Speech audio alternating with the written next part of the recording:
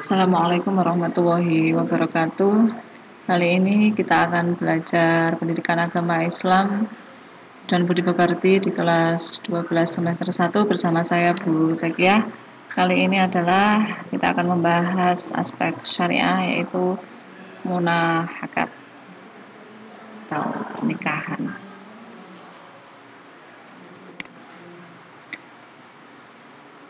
Sebelumnya kita mulai dengan membaca bismillah bersama-sama. Bismillahirrahmanirrahim.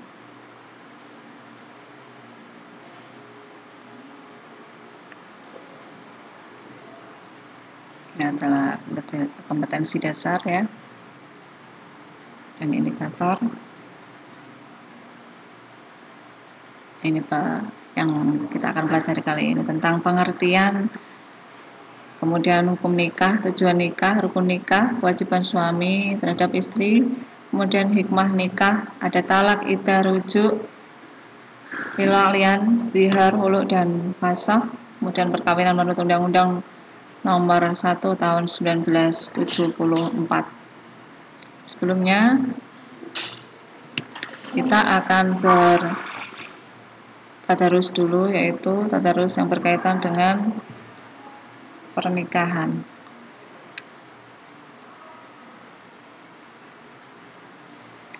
Di dalam surat An-Nisa ayat 1 sampai 4. A'udzubillahi minasyaitonirrajim. Bismillahirrahmanirrahim. Ya ayyuhan nasu taqu rabbakum alladzi khalaqakum min nafsin wahidatin wa khalaqa minha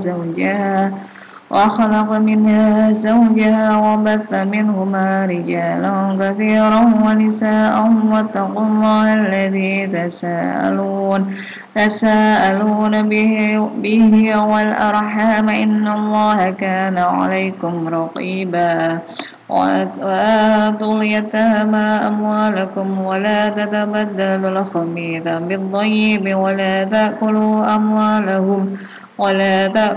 أموالهم إلى أموالكم إنه كان حوبا كبيرا وإن خفتم ألا تقسطوا في اليتامى فانكحوا ما طاب لكم من النساء مثنى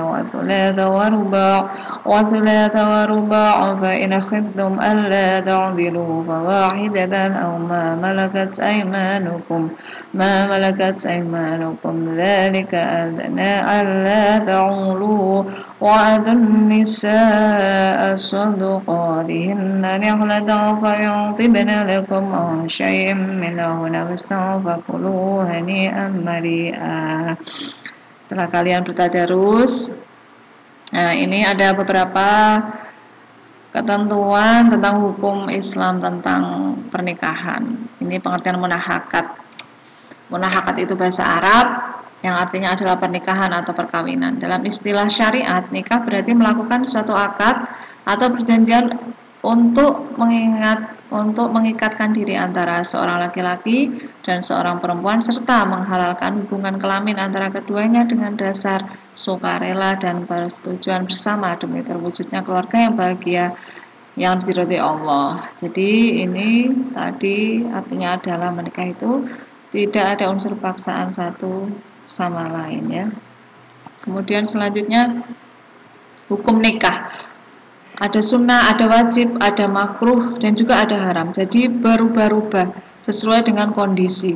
Bagi yang ingin menikah atau mampu menikah dan mampu pula mengendalikan diri dari perzinahan walaupun tidak segera menikah, ini namanya hukumnya sunnah. Kemudian bagaimana hukum nikah itu menjadi wajib? Bagi yang ingin menikah, mampu menikah dan ia khawatir berbuat zina jika tidak segera menikah, maka dia wajib. Kemudian yang ketiga adalah makruh. Bagi yang ingin menikah tetapi belum mampu memberi nafkah terhadap istri dan anaknya, ini masih makruh. Kemudian yang keempat adalah haram. Bagi yang ingin menikah dengan maksud menyakiti wanita yang akan dinikahinya, nah, ini ada unsur dendam, maka haram, tidak boleh. Nah, ini ada di dalam hadis Bukhari ya. Wahai para pemuda, jika di antara kamu sudah memiliki kemampuan untuk menikah, hendaklah yang menikah, karena pernikahan itu dapat menjaga pandangan mata dan lebih memelihara kemaluan atau kehormatan. Dan barang siapa tidak mau menikah, hendaklah ia berpuasa, sebab puasa itu menjaga baginya. Nah, ini ada anjuran berpuasa bagi orang-orang yang sudah dewasa, tapi mungkin belum berkesempatan untuk menikah, tetapi sudah memiliki keinginan. Kemudian selanjutnya adalah tujuan pernikahan. Ada beberapa hal. Yang pertama adalah memperoleh rasa cinta dan kasih sayang. Ini artinya tidak ada paksaan. Di dalam surat Ar-Rum ayat 21 ini penggalannya ya, waja'ala bainakum mawaddatan warahmah. Ini penggalan ayat. Jadi di awal dan akhir masih ada. Artinya dan dijadikannya di antara kamu rasa kasih sayang. Kemudian yang kedua adalah untuk memperoleh ketenangan hidup. Di dalam Ar-Rum juga wa min ayati an khalaqalakum min anfusikum azwajan litaskunu ilaiha, ini Ar-Rum ayat 21. Kemudian yang ketiga adalah untuk memenuhi kebutuhan seksual atau birayu secara sah dan diridhoi Allah, jadi bukan lagi perzinahan. Kemudian yang keempat untuk memperoleh keturunan yang sah dalam masyarakat. Kemudian untuk mewujudkan keluarga bahagia dunia dan akhirat. Rukun nikah selanjutnya, ini adalah rukun nikah. Rukun itu harus hal-hal yang dilakukan di dalam nikah, jika tidak maka ya tidak sah nikahnya atau menjadi batal. Yang pertama ada calon suami, kemudian ada calon istri. Ini seorang laki-laki dewasa beragama Islam, ini sudah wajib, ini tidak dipaksa. Kemudian tidak sedang dalam ihram atau haji. Jadi pada saat haji atau umroh itu tidak boleh atau haram hukumnya menikah. Bukan muhrim ya calon istrinya. Kemudian yang kedua adalah ada calon istri. Nah ini sudah tentu harus ada seorang istri, sudah tentu wanita dan cukup umur, bukan perempuan musyrik tentunya, tidak dalam ikatan perkawinan dengan laki-laki lain loh ya. Kemudian bukan mahram calon suaminya dan tidak dalam keadaan ihram atau haji pula. Ini yang ketiga, rukun nikah yang ketiga adalah ada wali nikah. Jadi mau ono suami atau calon mempelai pria, mempelai wanita, dan yang ketiga adalah ada wali nikah. Apa itu wali nikah? Yaitu wali yang menikahkan mempelai laki-laki dengan mempelai wanita atau mengizinkan pernikahannya. Ini ada wali nikah, ada wali nasab, ini wali hakim ya. Ada 3 macam wali. Nah ini wali hakim, yaitu kepala negara yang beragama Islam di Indonesia memenang atau presiden sebagai wali hakim, dilimpahkan kepada pembantunya yaitu Menteri Agama, dan Menteri Agama melimpahkan kepada pembantunya kepada kantor urusan agama di setiap kecamatan. Jika wali nikah ini wali nasab tidak ada, maka boleh menggunakan wali hakim. Nah, ini wali nasab, yaitu wali yang mempunyai pertalian darah dengan mempelai wanita yang akan dinikahkannya. Syarat seorang wali nikah. Oh, ini ada syaratnya, bukan sembarang orang yang bisa menjadi wali nikah. Yaitu beragama Islam, laki-laki, balik dan berakal, merdeka dan bukan hamba saya, kemudian bersifat adil dan tidak sedang ihram atau haji. Kemudian ada 2 orang saksi. Syarat saksi beragama Islam, kemudian laki-laki, balik dan berakal sehat, dapat mendengar, dapat melihat, dapat berbicara, kemudian adil dan tidak dalam keadaan ihram ataupun umroh.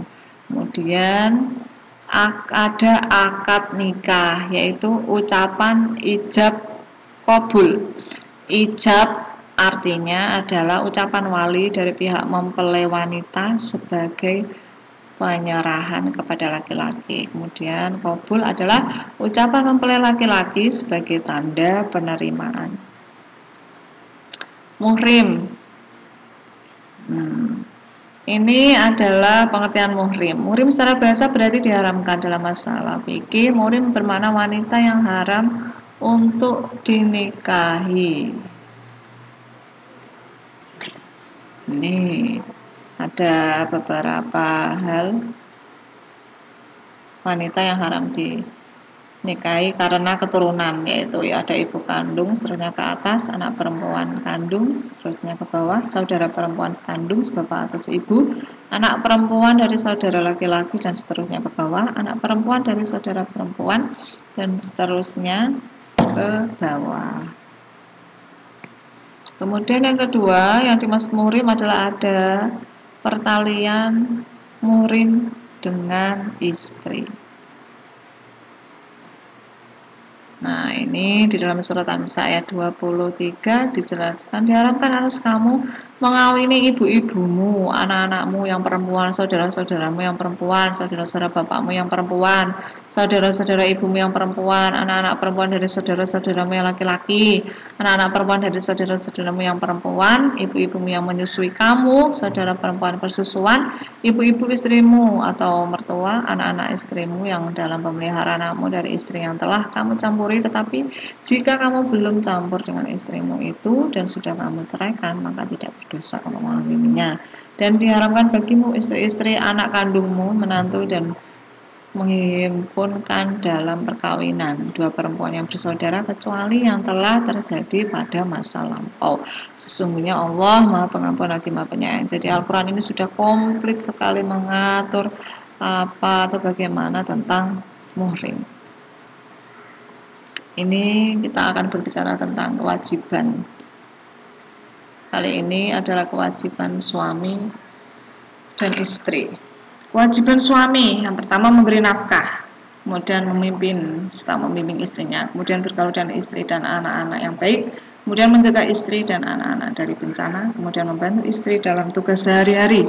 Kemudian istri ini ya, kewajibannya terhadap suami adalah taat pada suami dalam batas yang sesuai dengan ajaran agama Islam, kemudian memelihara diri serta kehormatan dan harta benda suami, kemudian membantu suami dalam memimpin keselamatan dan kesejahteraan keluarga, kemudian menerima dan menghormati pemberian suami, kemudian hormat dan sopan pada suami dan keluarganya, kemudian memelihara, mengasuh dan mendidik anak-anaknya.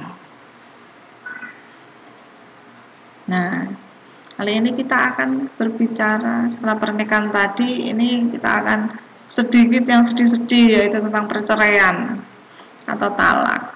Perceraian berarti memutuskan ikatan perkawinan antara suami dan istri.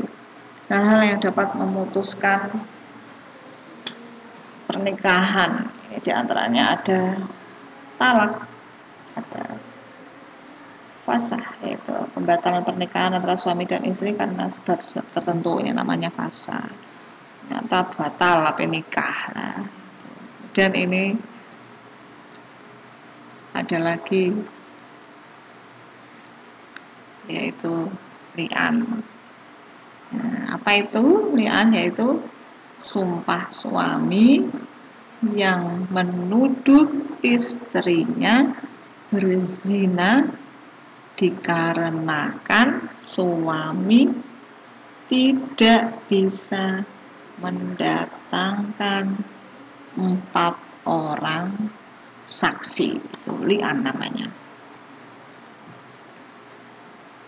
Kemudian ada lagi huluk, ada talak, ada fasah, ada li'an, ada huluk. Apa itu huluk? Talak yang dijatuhkan suami kepada istrinya atas permintaan istrinya yang meminta.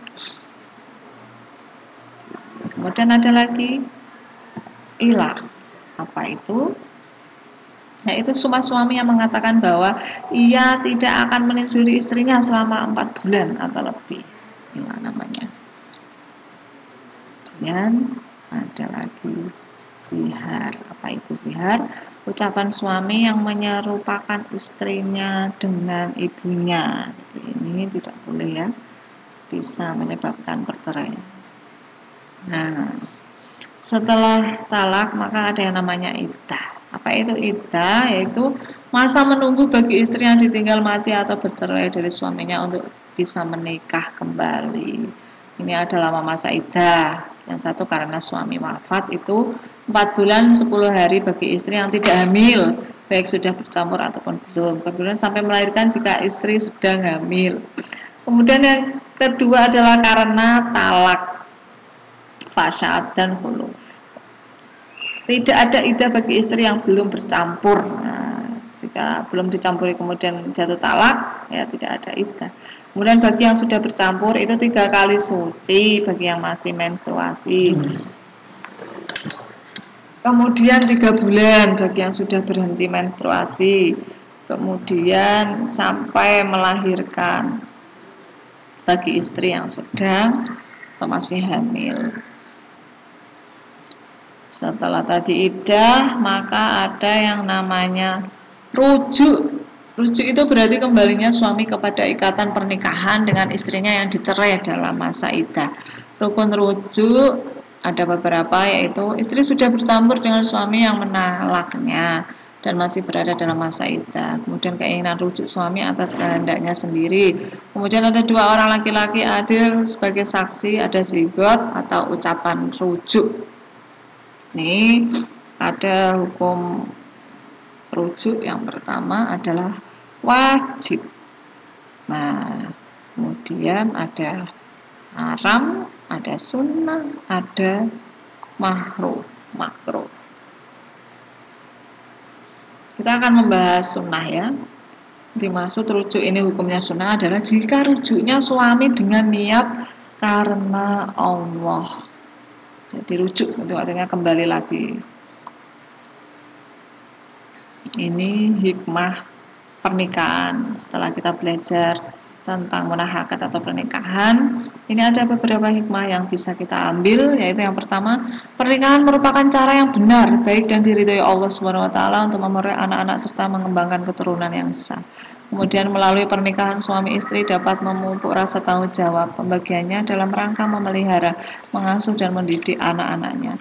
Kemudian yang ketiga adalah menjalin hubungan silaturahim antara keluarga suami dan keluarga istri. Ini yang terakhir adalah pernikahan menurut perundang-undangan di Indonesia. Itu pernikahan diatur dalam keputusan Menteri Agama Republik Indonesia nomor 154 tahun 1991 tentang pelaksanaan instruksi Presiden Republik Indonesia nomor 1 tahun 91 tanggal mengenai kompilasi hukum Islam di bidang hukum pernikahan. Ini tentang pengertian dan tujuan nikah, ini juga sudah ada di dalam pasal 2 dan pasal 3 dari kompilasi hukum Islam. Kali ini saya cukupkan sekian pembelajaran munahakat. Semoga bermanfaat.